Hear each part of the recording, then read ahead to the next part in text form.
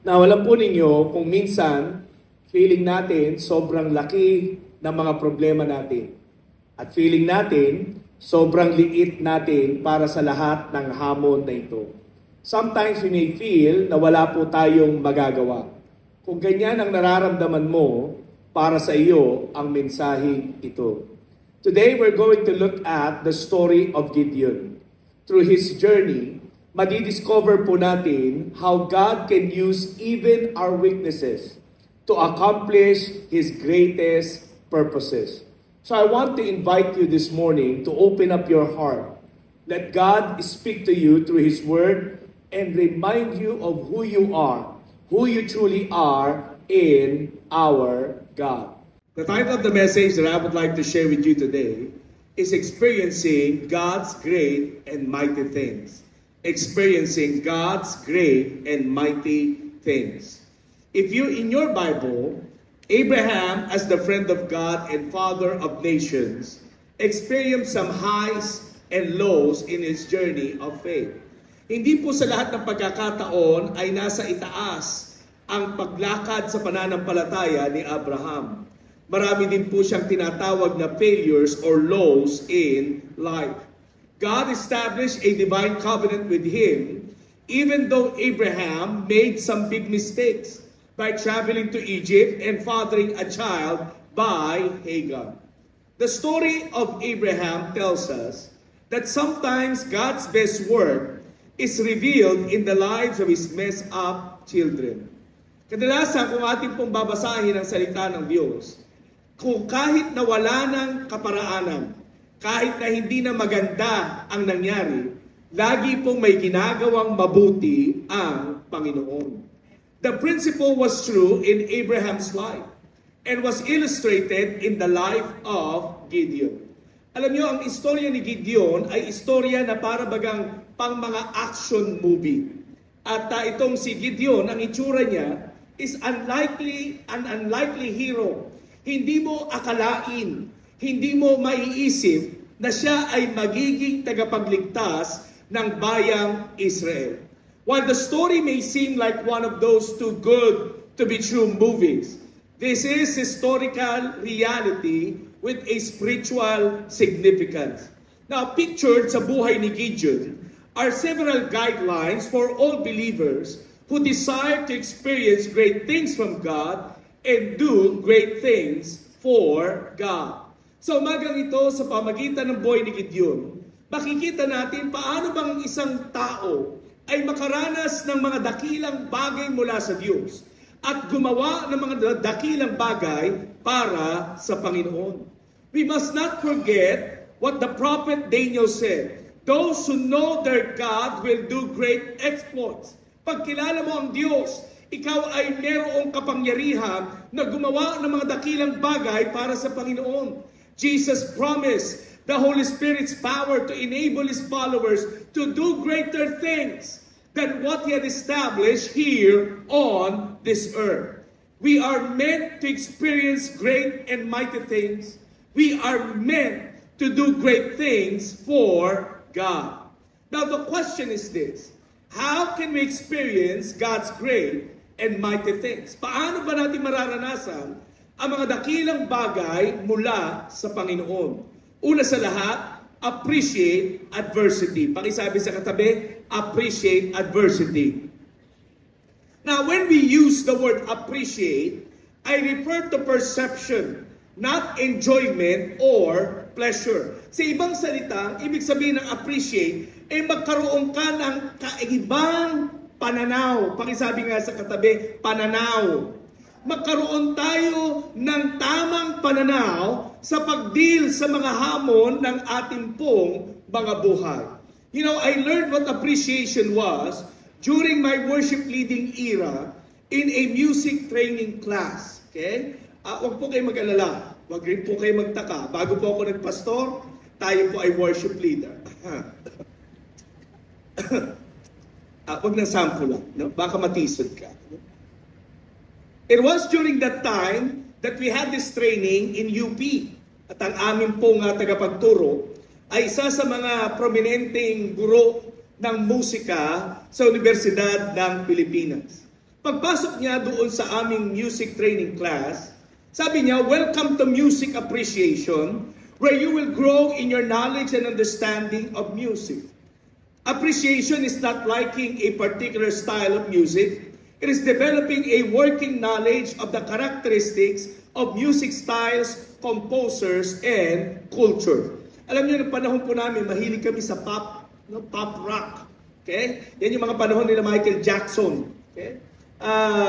Kaya ang klase ng music na alam lang namin, na appreciate lang namin, during that time was pop rock. Meron kaming session in which our trainer would play a gospel music, and we have to identify the specific work, the specific composer, and the period or genre ng tugtog na iyon. Alam nyo, nung pagkatapos po ng training na iyan, I began to have a much deeper appreciation and a much wider perspective when it comes to music. When we are introduced sa buhay ni Gideon, he is experiencing great adversity at that time.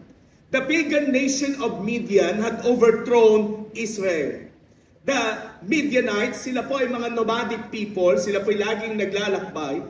Kaya lang, sila po ay mga makakapangyarihang mga Midianites. Kapag sila po ay may niluso na isang bansa o isang lahi, inuubos nila ito. Now, after 7 years of oppression, the Israel cried out to God.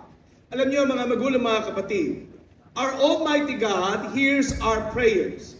At dahil po sa kanyang sovereignty, He allows adversity. Pakisabi nga sa katabi mo, God allows adversity.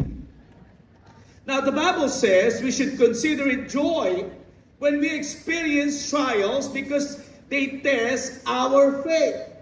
Ano ang sabi ni James? Pag may mga pagsubok, ikaw ay magkaroon ng kagalakan. Bakit? Ang ating daw pong pananampalataya ay nasusubukan. Nasusubukan kung tayo nga ba talaga ay mga authentic sa salita ng mga kabataan ngayon, kung tayo ay mga OG na mga mananampalataya ni Kristo.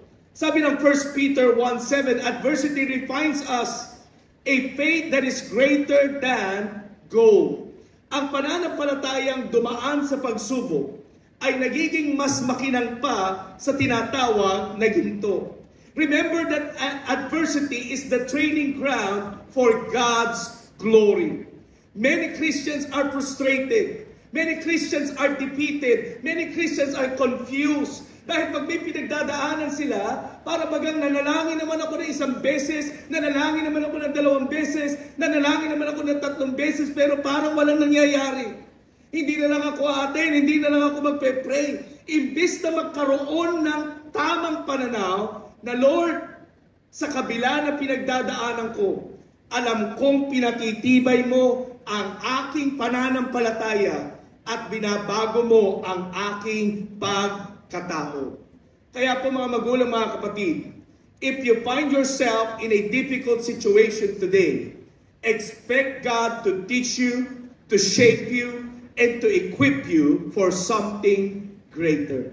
Kung ikaw ay dumadaan sa mahirap na kalagayan sa araw na ito, ikaw ay gagabayan ng Panginoon, huhubugin ng ating Panginoon, sasangkapanan niya ng kapangyarihan upang ikaw ay ihanda sa mas mga dakilang bagay sa iyong buhay. You know, a year ago, tayo po ay sinama ng ating pong senior pastor, ang ating pong Bishop David Sobrepeña, sa bansang Nepal para po magturo ng leadership sa mga pastors and leaders ng Nepal. Alam nyo, ang Nepal dati, 2% lang ang Christians. 2%. But because of our effort in planting churches in Nepal, ngayon po ang percentage ng Christianity doon ay nasa more than 20%. And we are doing more to plant more churches and to do more outreaches in Nepal. Tayo po dito sa Pilipinas ang nag-iisang religious organization certified by the government of Nepal. Okay? Kaya po nakakapagpasok tayo doon ng Bible. Nakakapagpasok po tayo ng mga Christian literatures at nakakapag-conduct po tayo ng mga leadership training because the government has given us authorization.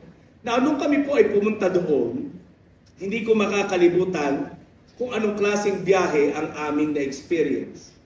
Pagpunta po namin doon, akala ko ang pagpipreach ang kagad namin ay doon sa Kathmandu, the capital of Nepal. Pero sabi ni Pastor Dave, John, magpahinga lang tayo, tapos babiyahe na tayo ulit. Sabi ko, saan kaya kami pupunta? Nag-take kami ng maliit na aeroplano papunta ng Nepalgan, that's the southern part of Nepal. At pagbaba namin ng aeroplano, sumakay kami ng sasakyan ng compact SUV at nag-drive for more than 2 hours na puro rough road. As in rough road. Para siyang extension ng buwan. Pero ang tawag nila doon, China-Nepal Highway, Expressway. Pero talagang doon ko na-experience ang lubak na up and down and side to side. Hindi ka makatulog sa biyahe dahil talagang lubak-lubak. Then here comes the place na aming pupuntahan sa kalagitnaan ng gubat. Sabi ko, sa loob-loob ko, may tao kaya dito? Nasa gitna ng gubat. Wala akong dinatnan na tao doon sa church kung saan i-conduct yung training. Kakaunti yung tao, mas marami pa nakita kong beware, lions, ay tigers. No? Ang daming sign doon na may mga tigers doon sa gubat mismo. Nandun na kami sa bandang border ng India at ng Nepal. Now, habang naghihintay po kami ng mga leaders, tinanong ko si Pastor Dave about his experience in the ministry. Sabi niya sa akin, Jun, mahirap ang pagsisimula ng Word of Hope. It was not easy. Then I will never forget the lesson I've learned from him when he said, don't waste the lessons you can learn in all the challenges that would come your way. Trials are one of the tools God is using to prepare you for greater things in life and in ministry. Ano ang kanyang sinabi? Huwag mong sayangin na sa pagdaan ng pagsubok sa buhay mo ay wala kang matutunan. Ang mga pagsubok na ito ay paghahanda lamang ng Diyos sa bawat isa sa atin sa mas mga dakilang bagay sa buhay. The scripture reveals that trials precede triumph. May pagdaan sa pagsubok bago ang tagumpay. Now, alam nating lahat na hindi madali ang mga bagay sa buhay. May pagdaan sa hirap. May pagdaan sa pagsubok.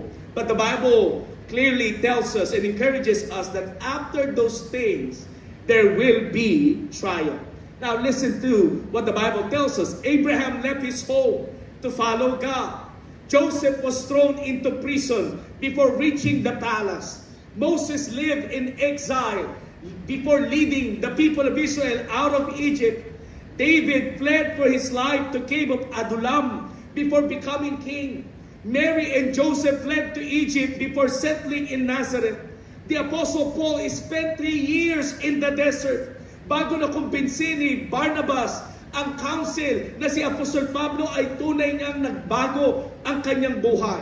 And the list can go on and on and on. Throughout Christian history, adversity prepared people for greater things and accomplishment. Kapatid, pag tama ang pananaw mo sa pagharap sa mga pagsubok at hamon ng buhay, nagiging maliwanag sa atin na anuman ang ating pinagdadaanan ay paghahanda lamang ng Diyos sa masigit na biyaya, sa masigit na tagumpay, sa masigit na pagkamit niya sa buhay mo at sa buhay ko para sa kanyang kapurihan. You've got to have a right mindset when it comes to looking at the adversities that we are facing in our life. Secondly, accept your identity. Pakisabi sa katabi mo, accept your identity. The second way from Gideon's life to accept God's great and mighty things has something to do with identity. Nung si Gideon ay kumukuha ng wheat ng patago, here comes the angel of the Lord. At ang bati ng angel of the Lord kay Gideon, mighty warrior. Oh, hi there, mighty warrior. In other translation, mighty man of valor. Okay? Yun po ang bati.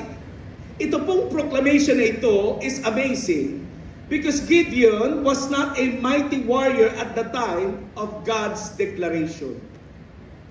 Duwag si Gideon. Nangunguha siya ng wheat ng patago. Bakit? Ayaw niyang makita ng mga Midianites. Takot na takot si Gideon na makita ng kanilang mga kalaban. He was living in a spiritual backslidden nation. Ang buhay niya po ay buhay na kung saan talagang makikitaan natin ng karuwagan sa Tagalog. Ito ang sagot ni Gideon sa Diyos. Sabi niya, Lord, my clan is the weakest of all clans in Manasseh. I am the least of my family. Ang tribo namin, ang pinakamahinang tribo. At ako, ang pinakamahina sa pamilya namin. Okay? Kinontra ni Gideon ang deklarasyon ng Diyos kung sino ka, kung sino siya. Gideon was a small man from a little clan. But in the midst of it all, ang tawag sa kanya ng Diyos, mighty warrior. Now, what can we learn from this? God declares who and what we are by His power, not by what we have done in the past or our present circumstances. Ano ang ibig sabihin nito? Kung meron mang may karapatan na tawagin ka kung sino ka, ay walang iba kundi ang Diyos na lumikha sa atin. We can never be defined by our past. We can never be defined by the circumstances that we are facing in life. Kahit na marami kang problema, kahit na ano pang pinagdadaanan mo, ang tingin sa iyo ng Diyos ang mahalaga at hindi ang tingin ng tao laban sa iyo. Kung merong tatak, karapatan na ideklara kung sino ka, ulitin ko sa iyo. Walang iba kundi ang Diyos na gumawa sa atin. He sees beyond our faults. He sees beyond our failures. He sees beyond our limitations. Na meron po akong nabasa na isang children's story. Hindi ko po alam kung nagbabasa pa kayo ng children's story, pero in-encourage ko kayo na paminsan-minsan magbasa kayo ng children's story para sumaya rin ang buhay. Now, ang akin po nabasang children's story ay ito. Isang araw, yung pong itlog ng agila ay nahulog sa pugad ng mga manok. Now, itong inahing manok, nakita niya na parang kakaiba yung itlog, pero umiral sa kanya ang pagiging ina. So, nilimliman niya lahat ng itlog. Isang araw, napisak ang lahat ng mga itlog at lumabas ang mga sisiw, gayon din lumabas ang maliit na agila. Ang pangalan ng agila ay si Eddie. Huwag kang mag-alala, walang kinalaman. Nilagyan ko lang ng pangalan para madaling tandaan. Itong si Eddie, lumaki kasama ang kanyang mga kapatid na manok. Tinuruan silang tumutuka rin si Eddie. Tinuruan silang tumilao, ang kanyang mga kapatid na manok, titilao! Pero si Eddie, ang tunog niya, kakaiba. Tinuruan sila, Eddie, na ikaw bilang manok ay ganunan mo ng buhangin o ng lupa ang iyong katawan pag ikaw ay nainitan. So itong si Eddie, ginagawa niya rin. Dahil siya ay manok. Ang pagpapalaki sa kanya, siya ay manok. Isang araw, merong mga nagliliparang makapangyarihang mga agila sa ibabaw ng farm. At merong isang agila, nakita niya ang kanyang kapwa agila na si Eddie at dali-dali siyang dumapo sa puno ng farm. Ang sabi niya kay Eddie, ikaw ay agila. Ang sabi ng agilang may pangalang Esperanza. Ulitin ko, walang kinalaman, nilagyan lang ng pangalan. Sabi ni Esperanza kay Eddie, Eddie, agila ka! Agila ka! Ang sagot ni Eddie, no! Sa tindi ng emosyon, napa-English. I know! I'm an eagle! I'm a chicken! Chicken ako, chicken! Sabi ni Esperanza, no! You're an eagle! You're not meant for the land, you're meant for the sky! You're an eagle! Sabi ni Eddie, no, I'm a chicken. So umalis na si Esperanza, lumipad siyang muli. Kaya lang ito ay nag-iwan ng malaking katanungan sa isipan at sa puso ni Eddie. Pagkagising niya sa umaga, si Eddie, makita niya ang kanyang sarili, lagi na siyang nakatingin sa himpapawid. At kanyang ginawa ay pumunta sa ilog. Tinignan niya ang kanyang sarili. Ang sabi niya, iba ang aking tuka. Iba ang aking mga kuko. Iba ang aking pakpak. Gulong-gulo ang isipan ni Eddie. Pero sabi niya, kailangan sa araw na ito, malaman ko kung ako nga ba talaga ay agila o kung ako nga ba ay isang manok. So ang ginawa ni Eddie, umakyat siya sa pinakatuktok ng barn, doon sa kamalig, sa bubong. At dali-dali siyang tumakbo at pagtakbo niya, ginanon niya yung kanyang pakpak. Pinilit niyang lumipad.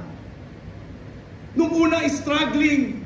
Kaya lang nung nakuha na ni Eddie yung balance, he began to see himself soaring.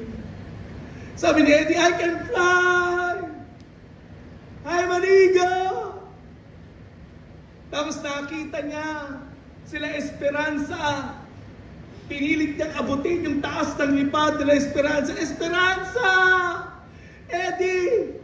Eagle, not chicken! He was sore. And then, pagkatapos ng paglipad niya, dumapo siya muli doon sa barn. Ang sabi niya sa mga kapatid niyang manok, I'm an eagle! I'm an eagle! Ako'y agila! Sa tingin niyo, anong sabi ng mga kapatid niya? Eddie, wow, agila ka pala.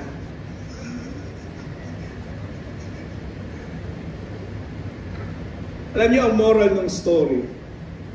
When he began to embrace his identity, it gave him liberty and to soar high. Now, ano ang aking sinasabi, mga magulang, mga kapatid? To us as Christians, if we want to experience God's great and mighty things, remember who you are and embrace your identity in Christ. Tandaan mo kung sino ka. At dapat mong maintindihan kung sino ka sa harapan ng Panginoon. God prophesied over Gideon a new identity. He is a mighty warrior because God says so. Regardless of what his father had said, regardless of what his family had said, regardless of what his tribe had said, regardless of what the enemy had said, Gideon was a mighty warrior because God declares him to be a mighty warrior. Ang Diyos ang nagsabi na siya ay dakilang mandirigma. Now listen to what the Word of God is telling us. God called Abraham the father of many nations. Wala pa siya ni isang anak. Wala pang anak, ang tawag, father of many nations. God called Moses the deliverer of Israel. Gayong nandun pa siya sa disyerto, binabantayan ang mga tupa ng kanyang biyanan na si Jethro. Jesus called Peter the rock. Oh, I like that. Yung pinaka-least consistent sa lahat ng mga disciples, tinawag siyang the Rock. Kilala mo si Pedro, di ba? Napaka-impulsive, intimidido, madaling magsalita, pero hindi mapangatawanan ang kanyang sinasabi. Mainitin ang ulo. Si Peter, dininay si Jesus 3 times, pero bago pa mangyari ang bagay na yun, ano ang tawag sa kanya ni Jesus? You are the Rock. Now let me ask you, do you know how special you are in God's eyes? Alam mo ba kung anong identity mo sa paningin ng Panginoon? Here's what the Bible tells us about you and me. You are His special possession. You are chosen, handpicked by God who created the universe. You are treasured. You are irreplaceable. You are loved beyond compare. You are worth dying for. You are forgiven. You are God's child. You are secured for all eternity. You are set free. You are precious in His eyes. You are set apart. You are a friend of God. You are His workmanship created to do good works. You are more than conqueror through Christ, and you are the heir of the throne of the kingdom of God. That is who you are. Yun ang identity mo at identity ko sa harapan ng Panginoon. I want you to think about that for a minute. Don't skim over it. Huwag mong isipin na parang Sunday school lesson lang ang kwento ni Gideon. I want you to ponder on that truth. Yung ka sa harapan ng dakilang Diyos. It can never be removed. It can never be messed up. It can never be forsaken. It can never be taken away or changed. That is who you are. Kahit na kumakain ka ng lunch, nang nag-iisa ka, pakiramdam mo nag-iisa ka at lungkot na lungkot ka. Kapatid, ikaw ay anak ng Diyos at hindi kailanman kayang baguhin ng kalungkutan mo kung sino ka sa harapan ng ating Panginoong Jesucristo. Hallelujah! That is who you are when you are facing tough trials in life. That is who you are when things seem so overwhelming and things are falling apart. That is who you are. Even when your heart is breaking, that is who you are. Do you believe in your identity in Christ? Now, madaling maniwala pag okay ang lahat eh. Lord, I believe. Pagka hinawakan mo yung bulsa mo, may lamang pera, oh, hallelujah, I believe. Pag malakas ang pangangatawan, walang karamdaman, madaling maniwala kung sino tayo sa harapan ng Panginoon. But do you believe it, embrace it, or doubt it when things are not going right in your life? No matter how you feel today, or who you used to be, or what you are going through, your identity in your loving Heavenly Father is who you are for all eternity. Dahil ikaw at ako ay inalaya ng buhay ni Jesus sa krus ng Kalbaryo at siya ay nabuhay na magmuli. Tiniyak niya ang lugar mo at lugar ko sa pamilya ng kataas-taasang Diyos. You are meant for greater things. You were meant to do greater things for His honor and for His glory. Pakisabi nga sa katabi mo, that is your identity. Last but not least, act upon your God-given authority. You know, don't confuse with acting boldly or courageously without divine guidance. Going to battle with 300 men against 135,000 is scary or crazy unless God instructs you to do that. Enrolling in a Bible school is crazy unless the Lord called you really to do the ministry. Serving God on a mission team and paying money to stay in undesirable condition at hindi ka sa harapan ng pagkain is going to be crazy unless you know that God has truly called you to use your gifts in the mission field. Remember that Peter only walked on water after Jesus commanded him to get out of the boat. Kailan humakbang si Pedro palabas ng bangka para lumakad sa tubig? Nung tinawag siya ni Jesus. Nung nakita ni Peter si Jesus walking on water, ano ang sabi ni Peter? Lord, kung talagang ikaw yan, tawagin mo ako. Anong sabi ni Jesus? Come. When Peter heard the voice of Jesus to come, that's the only time that he stepped out of the boat and he walked on water.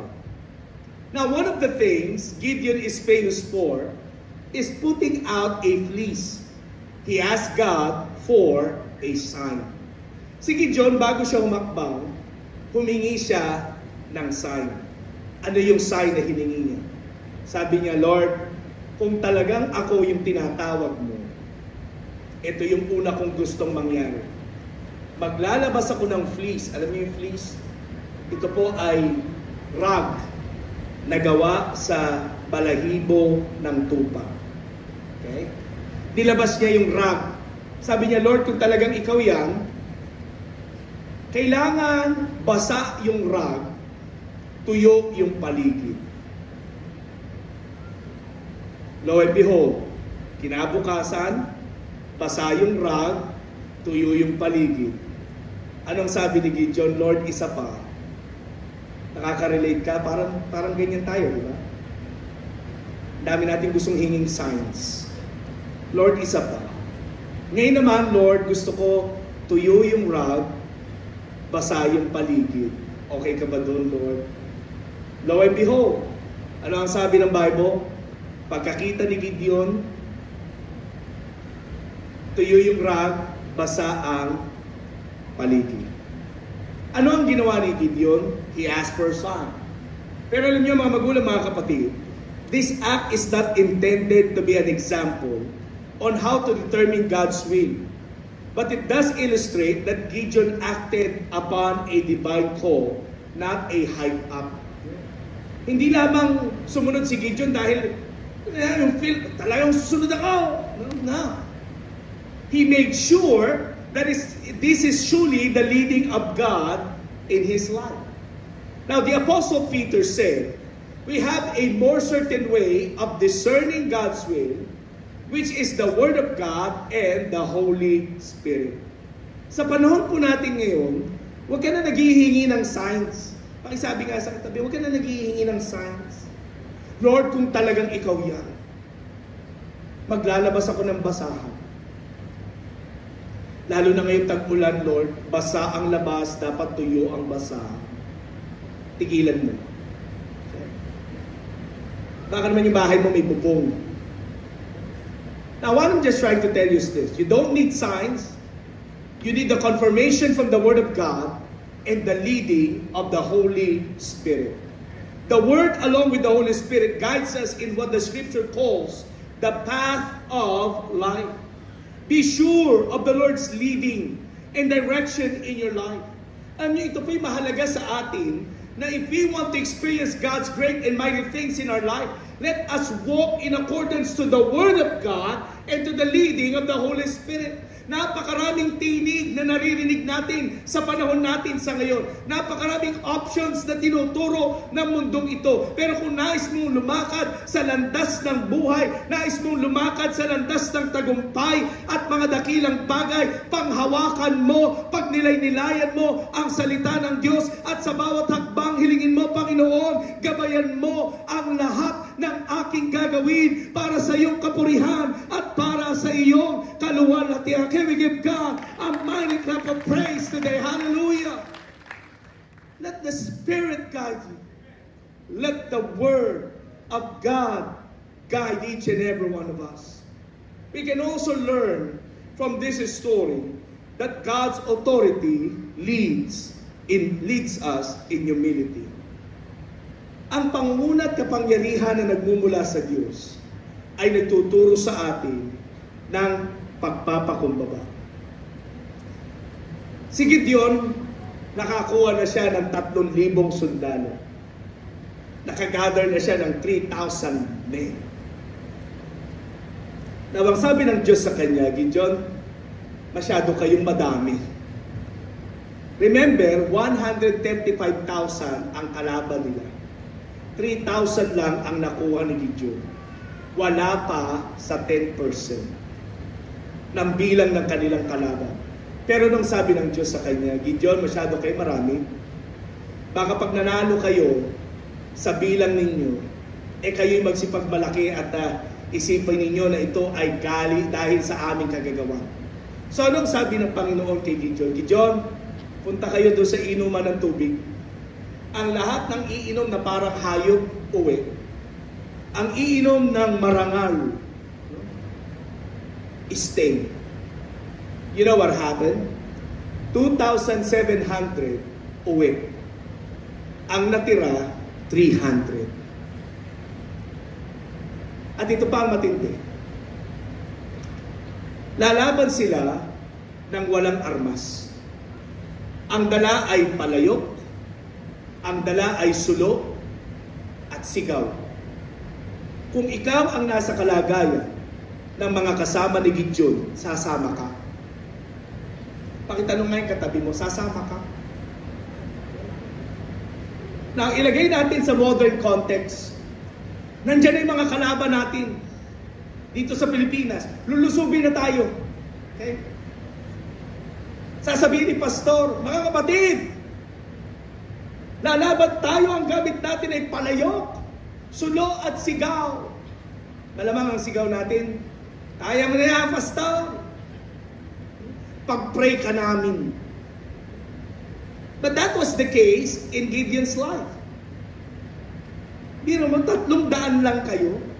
Ang kalaban mo, 135,000. Ang dala mo ay hindi espada, kundi palayo.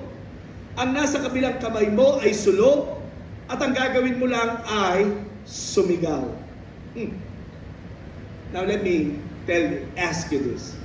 Are you willing to experience great things and to do great things and not get the credit for it? If you want to let God do more in your life, to operate miraculously in your life, and to experience His great and mighty things, God must always get the credit. Amen?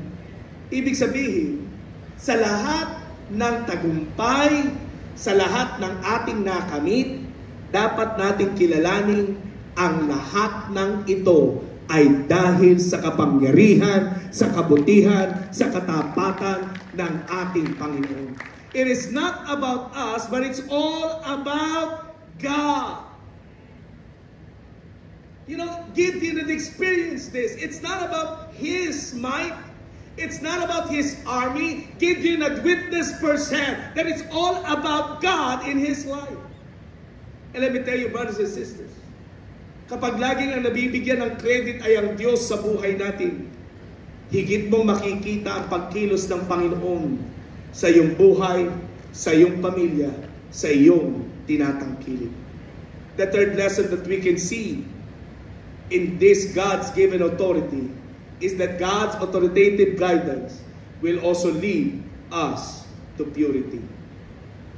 Notice that God told Gideon to tear down his family's altar.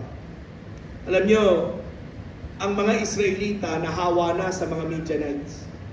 They began to worship Baal or si Baal. At itong pamilya ni Gideon, mayroon na silang altar sa kanilang tahanan. Anong inutos ng Diyos kay Gideon? Wasakin mo ang altar na dedicated para sa Diyos-Diyosan na si Baal. Okay. Now, meron kayang epekto yung kanyang pagwasak sa altar? Wala po. The answer is no. But his call to remove the pagan influence illustrates that God uses clean vessels to carry His glory. Mga magulang, mga kapatid, hanggang sa panahon ngayon, ang Diyos ay kumikilos sa kabanalan. Ang Diyos ay kumikilos sa katuwiran. Gideon was successful because of the Spirit of God anointed him, and God anointed him to remove other gods in his life.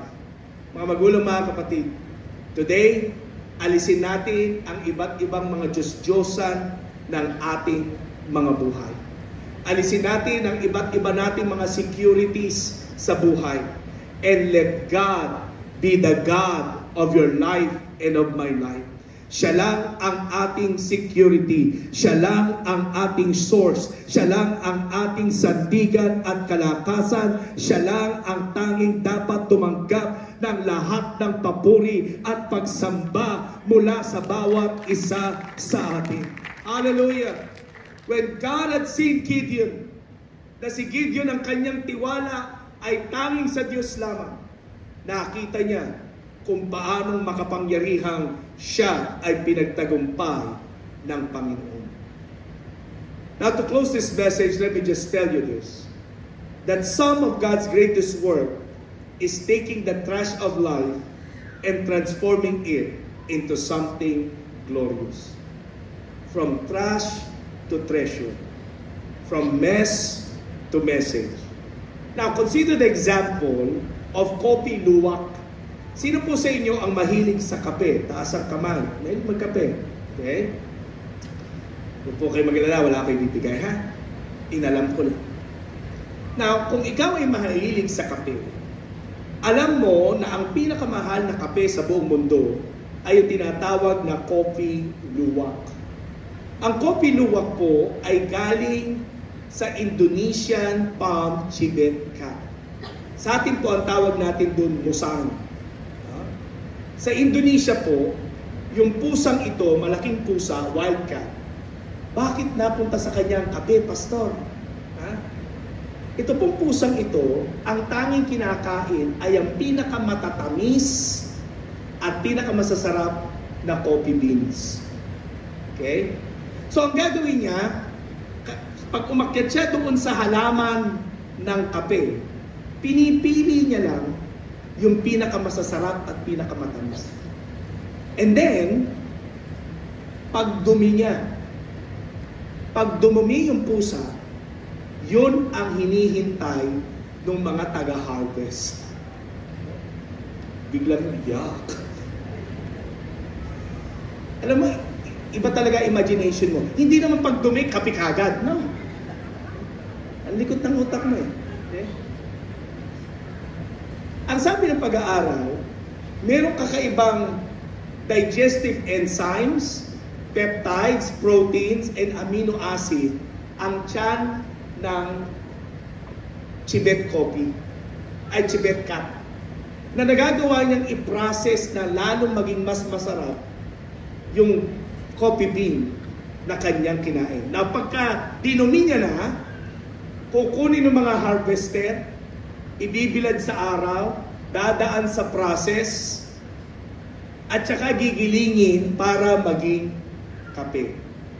Alam niyo po kung magkano ang civet coffee? $300 per pound. Ganong kamahal. 15,000 pesos per pound ang civet coffee. When I went to Cambodia and in Vietnam, pinuntahan ko po yung isa sa pinakakilala na coffee shop na nagtitinda ng civet coffee. Ang sarap ng kape. Kaya lang ang mahal ng kape. Ganyan lang kataas. $2. Okay? US dollars. Ang sarap. Na, bakit ko ito sinasabi? Kung sa nature, nagagawa ng Panginoon to transform trash into treasure, God can also do it in your life and in my life. In the life of Jesus, Jesus was crucified. It was in the trash dump of Jerusalem called Golgotha. But today we consider the cross, which was an instrument of torture, to be an enduring symbol of hope and grace. Why? Because God took garbage and turned it into greatness. He did it in Gideon's life. He can do the same thing with you and me. Mga magulang, mga kapatid, ulitin ko sa iyo, you are meant to experience great and mighty things. And you are meant to do great things for the kingdom of God. Ano man ang pinagdadaanan mo sa buhay sa oras na ito, huwag kang matakot, huwag kang mag-alala. Ang identity mo ay nananatiling solid sa harapan ng ating Panginoon.